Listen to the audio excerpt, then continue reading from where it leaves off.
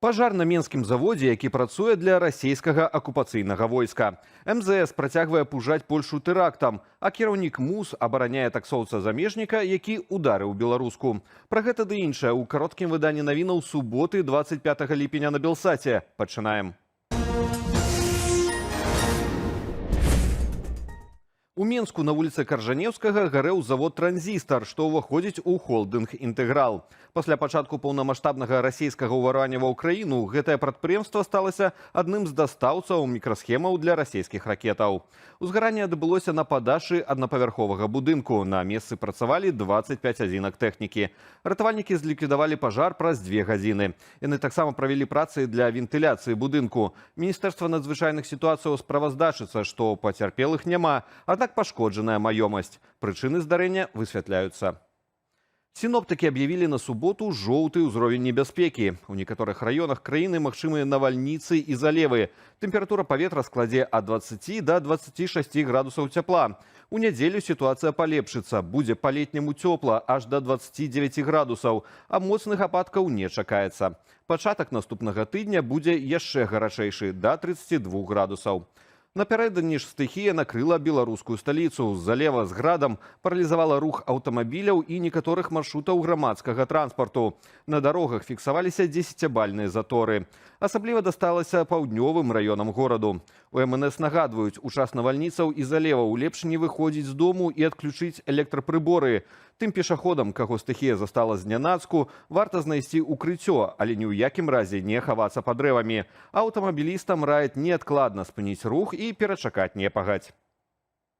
МЗС Беларусі выпусціла чарговую заяву з падрабязнасцямі нібыта падрыхтоўкі тэракту на тэрыторыі Польшы. Прадстаўнік ведомства Руслан Варанкоў націск робіць на палітычным аспекце.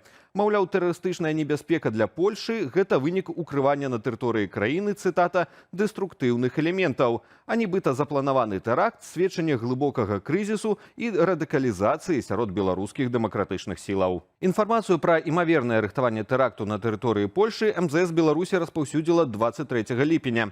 Сцвярджалася, што здзейсніць злачынства плануе беларус, якога пазбавілі легальнага статусу перабывання ў Польшы, а ў якасці ахвяраў абраны дзеці неназванай актывісткі. Прадстаўнікі польскіх уладаў пацвердзілі, што правяраюць атрыманую інфармацыю. У інтэрв'ю Белсату кіраўнік НАУ Павел Латушка назваў дзеянні МЗС Беларусі інфармацыйна-прапагандысцкай спецаперацыяй. На думку палітыка, небяспека для беларускіх актывістаў за мяжою сапраўды існуе, але выключна з боку лукашэнкаўскіх спецслужбаў. Ім вельмі важна дыскрэдытаваць дэмакратычныя сілы Беларусі, паказаць канфліктнасць у дэмакратычных сілах, таксама стварыць дадатковыя праблемы цяжкасці з атрыманнем міжнароднай абароны, бо гэта асоба, якая мела гэты статус.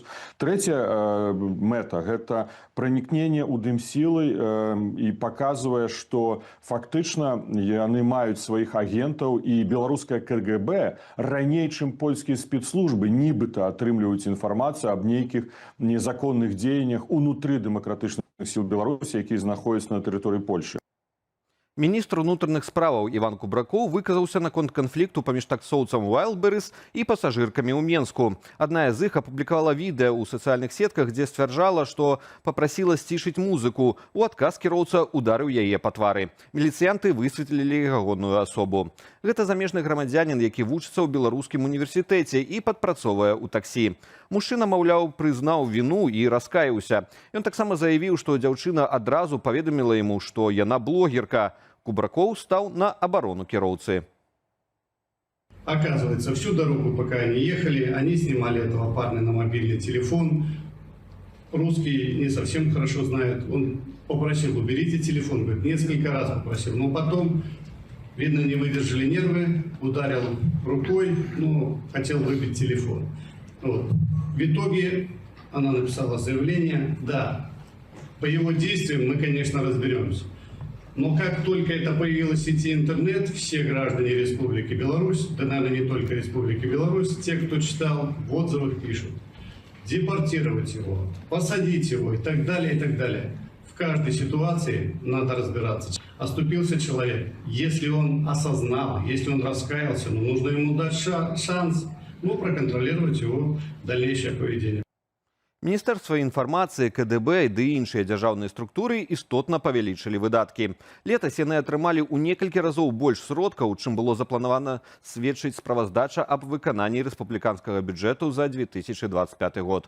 Яна апублікаваная на нацыянальным прававым інтэрнэт-партале. Гэтак выдаткі на Міністэрства інфармацыі выраслі ажно ў 5 разоў. Большасць грошай скіравалі на фінансаванне дзяржаўных медыяў. Больш, чым планавалася, атрымалі таксама КДБ, апарат упаўнаважанага па справах рэлігіяў і нацыянальнасцяў, Міністэрства прамысловасці, аператыўна-аналітычны цэнтр пры Лукашэнку і іншыя структуры. Адразу два ДТЗ са смяротным зыходам адбыліся ў Берасцейскай вобласці. На трасе М1 у Бярозаўскім раёне загінуў 50-гадовы кіроўца цяжкавіка «Сканія». Паводле папярэдняй інфармацыі ДАІ, на 117 кіламетры аўтадарогі у аўта выбухнула пярэдняе левае кола. У выніку цяжкавік выехаў на паласу сустрэчнага руху, затым у кювет, дзе перакуліўся. Кіроўца загінуў на месцы, вядзецца правяранне. А ў Берасці загінуў 23-гадовы кіроўца матацыкла «Сузукі». Папярэдне пры павароце налева дарогу ему не саступіў легкавік «Мерседес», за стырном якога быў 20-гадовы маладзён. А ў Быхаўскім раёне ў выніку ТТЗ загінула адна асоба, яшчэ 5 атрымалі пашкоджанні. На трасе Магілёў-Бабруйск сутыкнуліся адразу 3 аўты. Паводле папярэдняй інфармацыі, 62-гадовы кіроўца легкавіка «Ровер» выехаў на паласу сустрэчнага руху, дзе сутыкнуўся з «Тойотаю». Тая ад удару адляцела ва УАЗ «Патрыёт». Мужчына за стырном «Ровера» загінуў на месцы. 2 ягоных пасажыраў, 2 пасажыраў УАЗа і кіроўцу «Тойоты» скіравалі ў шпіталь. Акалічнасці здарэння высвятляюцца. У Менску да 2030 года плануюць пракласці 380 кіламетраў роварных сцежак. У паўночнай частцы гораду, дзе будуюць маштабны комплекс «Паўночны бераг», роварныя маршруты плануюць інтэграваць проста ў жылую забудову. Такім чынам, новая сетка маршрутаў паўночнай часткі сталіцы звяжа 2 найбуйнейшыя роварныя магістралі гораду. Галоўную менскую роварную сцежку ад Чыжоўскага вадасховішча да Менскага мора, плюс маршруты вакол Цнянскага вадасховішча і перспектыўную магістральную сцежку ўздоўж Сляпянскай воднай сістэмы. Улады плануюць павялічыць долю паездак на роварах да 8–10%. Пра развіццё падзеяў апавядуць мае калегі ў вечаровым выданні «Аб'ектыву» о 19 гадзіне. Заклікаю падпісвацца на нашыя сацыяльныя сеткі, а таксама, калі для вас гэта бяспечна, паставіць лайк і пракаментаваць гэтае выданне ў Ютубе. Так вы падтрымаеце нашу працу і дапаможаце распаўсюду незалежнай інфармацыі. Беражыце сябе і заставайцеся з Белсатам.